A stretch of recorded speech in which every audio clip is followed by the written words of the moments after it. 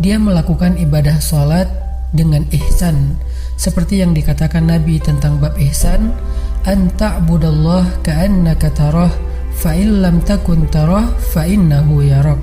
Ketika engkau beribadah kepada Allah, seolah-olah engkau melihat Allah. Jika engkau tidak bisa melihat Allah, maka yakinlah Allah melihatmu. Di sini Nabi mengajarkan kepada kita tentang sholat yang terkoneksi langsung dengan Allah Subhanahu wa Ta'ala. Terkoneksi dalam yakin dan iman sampai seolah-olah kita melihat Allah. Artinya ketika kita bisa sholat seolah-olah kita melihat Allah, lalu dengan kondisi seperti itu kita meminta pertolongan Allah dengan penuh keyakinan, itulah sholat yang mendatangkan pertolongan Allah. Atau kalau kita gak bisa membayangkan bahwa kita melihat Allah karena itu memang sulit, maka yakinlah Allah melihat kita, dan itu pasti. Artinya bahwa Allah itu pasti mendengar kita, melihat kita, dan sedang menunggu apa yang kita butuhkan.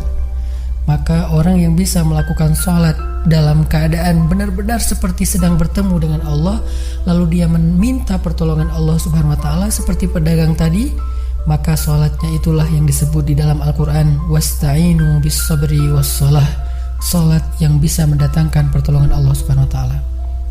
Semakin sering kita melakukan sholat dengan ihsan, benar-benar seperti bertemu dengan Allah Subhanahu wa Ta'ala.